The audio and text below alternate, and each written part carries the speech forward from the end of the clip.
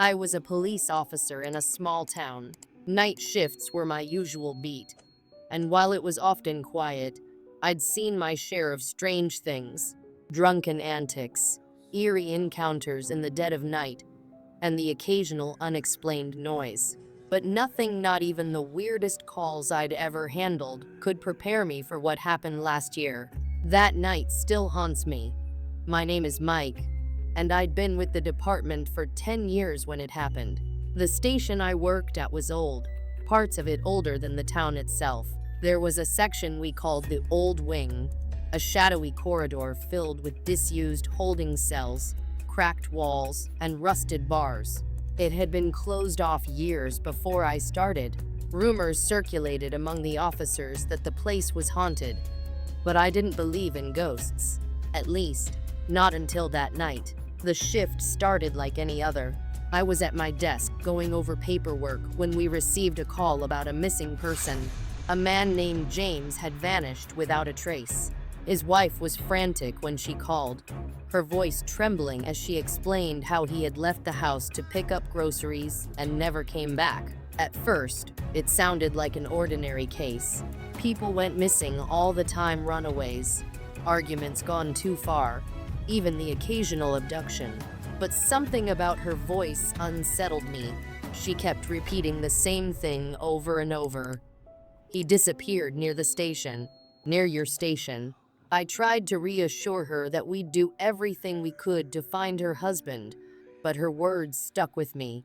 Why mention the station? There was nothing nearby except for an empty street and the dense woods beyond. I logged the report and started my patrol. For hours, I drove around town, scanning the streets for any sign of James. Midnight came and went without any luck. Eventually, I returned to the station, resigned to wait for morning. I was sitting at my desk when the lights flickered. It wasn't unusual. The wiring in the building was ancient, and power surges were common. But this time, something felt different. The air seemed to shift, growing colder. Then I heard it. Mike. It was faint, barely audible, like a breath carried on the wind. I froze, my pen hovering over the page. I looked around, but the station was empty. My partner was out on patrol, and the dispatcher was in the back office. I shook my head, chalking it up to exhaustion, and went back to work. But then I heard it again. Mike. This time, it was louder, more distinct, and it was coming from the old wing. I hesitated. Logic told me to stay put. The old wing was off limits for a reason. Unsafe flooring, unstable ceilings, the works.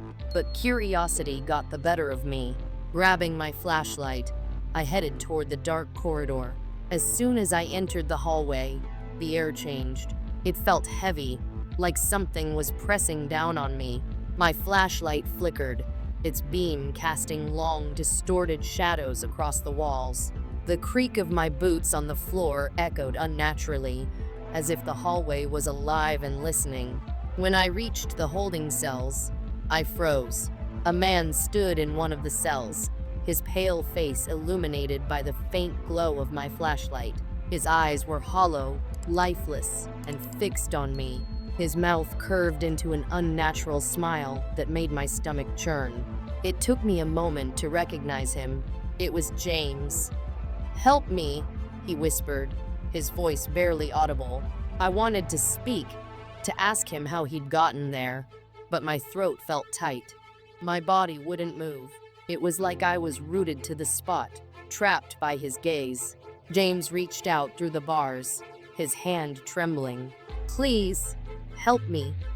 The sound of his voice snapped me out of my trance. Stumbling backward, I dropped my flashlight. It rolled across the floor, its beam spinning wildly. By the time I managed to pick it up and look back at the cell, James was gone. The cell was empty, as if no one had been there at all. I bolted out of the old wing and back to the main station, my heart pounding. I didn't tell anyone what I'd seen. Who would believe me? I tried to convince myself it was just stress, maybe even a trick of the mind, but deep down, I knew better. The next night, It happened again. I was at my desk when I heard footsteps echoing down the hallway. Slow, dragging footsteps, like someone shuffling along. Grabbing my flashlight, I stood up and called out, "Hello? Is anyone there?" No response. I moved cautiously toward the old wing, my pulse quickening with every step. As soon as I crossed the threshold, the footsteps stopped. The silence was deafening, broken only by the sound of my own breathing. Then I felt a cold hand on my shoulder. I spun around, my flashlight cutting through the darkness, but there was no one there. The hallway was empty, yet the sensation lingered. The cold seeped into my skin, and I could swear I heard faint breathing, close enough to be just inches from my ear. Then came the voice, "Help me." James' voice echoed down the corridor, sending chills down my spine. This time, I didn't wait to see what would happen. I ran, slamming the door shut behind me. Over the next few weeks, the disappearances continued. People vanished near the station, and each night, I heard their voices. Some whispered, others pleaded, but they all said the same thing: "Help me." The other officers noticed it too, the strange noises, the flickering lights, the footsteps. But no one talked about it. It was an unspoken rule. Don't go near the old wing after dark. Then, one night, something changed. I was at my desk when I felt it. A pull, like an invisible hand, was guiding me toward the old wing. I tried to resist, but the compulsion was too strong. Grabbing my flashlight, I found myself walking down the dark corridor once again. The holding cells were different this time. They weren't empty. Men and women filled the cells, their faces pale and their eyes hollow. They reached out to me, their fingers clawing through the bars. "Help us," they whispered, their voices merging into a haunting chorus. In the corner, James stood watching me, his eerie smile wider than before. He didn't say a word, but his presence was suffocating. In that moment, I understood. These people weren't just missing, they were trapped, bound to this place, unable to leave, and somehow I was connected to them. The next thing I knew, I was back at my desk, my flashlight in hand. I didn't remember leaving the old wing. I didn't even remember walking back, but the voices followed me. Every night since, I've heard them calling from the old wing, pleading, whispering. Now, I understand why no one dares to go back there. It's not just haunted, it's a prison. And I fear that one day, I'll be joining them. Willow Street Apartments. The haunted encounter. It was a quiet, unsettling evening when Jenny and I, partners in law enforcement, were assigned to a strange call. The Willow Street Apartments had long been a place whispered about in local circles, a place shrouded in rumors of paranormal activity, the kind of place people steered clear of, even during the brightest hours of the day. But tonight, we were called in to investigate strange sightings reported by tenants. As we pulled up to the building, the hairs on the back of my neck stood on end. It looked abandoned, with broken windows and peeling paint. The lights flickered like they were struggling to stay on, and an unusual chill clung to the air, despite it being an otherwise warm night. The atmosphere was oppressive, as though the building itself was waiting, watching, anticipating our every move. "Let's get this over with," Jenny muttered as we exited the cruiser, her usual confidence shaken by the eerie setting. I didn't blame her. The place felt wrong from the moment we stepped onto the cracked pavement. We grabbed our flashlights and made our way into the building, the old wooden door creaking as I pushed it open. The hallway inside was dark, but we could hear faint sounds of scuffling, maybe a rat, maybe something else. I felt it then, the thick weight in the air that seemed to smother every breath. Jenny looked at me, her face pale as she flicked the flashlight over the walls. I saw her grip tighten on her weapon, but she didn't say a word. We proceeded cautiously, every step seeming too loud in the silence. The smell of decay filled the air, mingling with the dampness. We were careful not to disturb anything, though it seemed impossible to leave without making noise.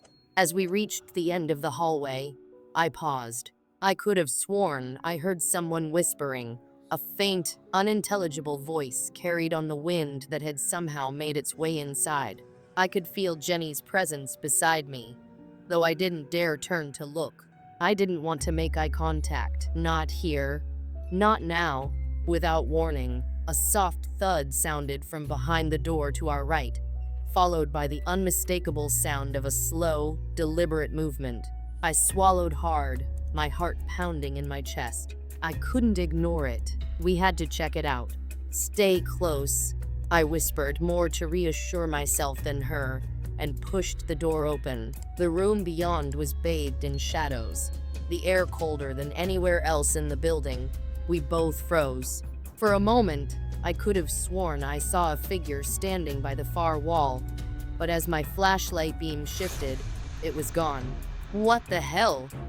Jenny's voice trembled as she stepped forward, pulling me along with her. The air in the room was thick and heavy, the kind that presses on your chest and makes every breath harder than the last. We approached cautiously, the floorboards groaning under our weight. There, in the corner, was an old chair, dusty and forgotten, but something wasn't right about it. It sat there, untouched, and yet, strangely, waiting. As I stepped closer, the room grew even colder, and the air seemed to move, swirling around us like it had a mind of its own. Jenny's flashlight flickered in her hand, and for a moment, I saw a pale face appear in the dark corner. Her gasp echoed in the silence, and she quickly turned to face me. "Did you see that?" she whispered, almost too afraid to speak aloud, but I didn't need to answer. The look on my face was enough to show that I had seen it too. We both backed away slowly, turning our attention to the chair. The figure had vanished, but the oppressive sense of being watched didn't. I walked closer to the chair, hoping to find an explanation, something to rationalize what we had just seen. That's when I noticed it, the photo, hidden beneath a layer of dust. The picture was old, black and white, faded with time. It was a photo of two people in old police uniforms, the kind we wore, the very kind Jenny and I wore every day. The people in the picture were us, but they were different. Our faces were identical, yet hollow, the eyes black as night, like empty voids staring back at us. My throat tightened. I couldn't breathe. I had to look away, but the image stayed with me, haunting my mind. And I couldn't shake the feeling that the two figures in the photo weren't just copies, they were us, and yet not us. Jenny was the first to break the silence. "We need to leave, now." Her voice was barely above a whisper, but the urgency was clear. I didn't hesitate. I grabbed her hand, and together, we bolted for the door, not looking back. The moment we turned to leave, the footsteps came. Slow, deliberate, heavy. The sound echoed down the hallway, too distinct to ignore. We froze, hearts pounding in our chests. But there was no one there, nothing to explain it. My breath quickened, and Jenny squeezed my hand. Her grip was cold, her fingers trembling. We didn't stop to check. We ran down the hallway, down the stairs, never looking back. The footsteps followed us, growing louder, closer, as if something or someone was behind us. Each time I glanced over my shoulder, nothing was there, but I could hear it, always just out of sight, but never far enough away. Bursting out of the building into the fresh night air felt like a release, but the footsteps still echoed in my ears. We made it to the car in what felt like seconds, neither of us speaking. The engine roared to life, and we sped away, the eerie silence only broken by the pounding of our hearts. I glanced in the rearview mirror, half expecting to see that same figure in the window. For a brief second, I thought I saw it standing in the same spot, its dark eyes watching us, unblinking, unwavering. But when I blinked, it was gone. Jenny and I sat in silence the entire drive back, We didn't need to speak about what had happened. We both knew. Neither of us ever spoke of that night again, and though I thought about it often, it was something I tried to forget. The photo, the footsteps, that chilling presence, it all stayed with me, haunting my thoughts. The Willow Street apartments, the building with its secrets, its ghosts, its mysteries, it had become something I would never forget. I knew we would never go back, and neither would anyone else. Every time a new report came in about strange sightings, we'd hand it off to the next shift. We didn't want to deal with it again. But late at night, when the world is quiet and I find myself alone, I can't shake the image of that photo, of those hollow black eyes staring at me. Sometimes I dream about them, about what they really meant, and sometimes I wake up with the lingering feeling that whatever was in that building, it still hasn't let go of us. Miller Farmhouse. A night I won't forget. It had been a long, uneventful shift. Routine calls about traffic violations and barking dogs. Just another regular night in the town. But I knew this night would be different when I received the call about the Miller Farmhouse. The place was abandoned. It had stood empty for decades, a crumbling shell of its former self. Most people didn't even drive past it. There were too many rumors, too many stories of strange lights and eerie sounds. Shadows moving on their own, figures in the windows that disappeared when you tried to get a closer look. All stories, none of them true, or so I thought. The fog was thick as I pulled onto Old County Road, the air cold and heavy. But the farmhouse stood out even in the dark. The wind howled through the broken windows, rattling the old shutters. It felt wrong from the moment I parked my cruiser. I got out, taking in the sight of the building. It was worse than I remembered, if that was even possible. The house seemed to lean forward, as though it wanted to swallow me whole. I grabbed my flashlight and made my way toward the front door. I wasn't expecting trouble, just some kids messing around. But the moment I stepped inside, I felt it. A heaviness in the air, a weight I couldn't shake. The place was cold, colder than it should have been for late October. I called out, my voice echoing off the walls. Police, is anyone here? Silence. I made my way through the dark, flashlights sweeping across the dusty old furniture, broken pieces of forgotten lives, a faded wallpaper peeling off the walls, but nothing, just silence. It felt like the house was holding its breath. Then I heard it, a dragging sound, slow, deliberate steps coming from upstairs. I froze. My stomach dropped. I didn't want to go up there, but I couldn't leave either. I had to check. I had to see. As I climbed the stairs, the air grew colder, the house seeming to creak and groan under the weight of the silence. My flashlight flickered, threatening to go out. I shook it, but it steadied. I didn't dare let it fail now. The dragging noise continued, growing louder. It was coming from the farthest room, at the end of the hall. I took a deep breath and walked toward it. I pushed open the door and froze. There, in the middle of the room, sat a figure in a rocking chair. The movement was slow, methodical, like a ritual. The figure wore a tattered nightgown, their skin stretched tight over their bones. Their face was pale, empty eyes staring into the dark, their mouth twisted into a smile, unnaturally wide. I didn't know what to do. My mouth went dry. "Ma'am, are you okay?" I managed to ask, my voice shaking. The figure stopped rocking. Its head turned toward me, and then it smiled. The smile was twisted, wrong. "They're coming for you," it whispered. I ran. I didn't think. I didn't stop. I ran. The footsteps followed me. The laughter echoed in my mind, but I didn't stop until I was miles away, the house far behind me. I didn't report the whole truth. I couldn't. Not then. But I know what I saw, and I know that house wasn't empty. I haven't driven that stretch of road since, and I doubt I ever will again.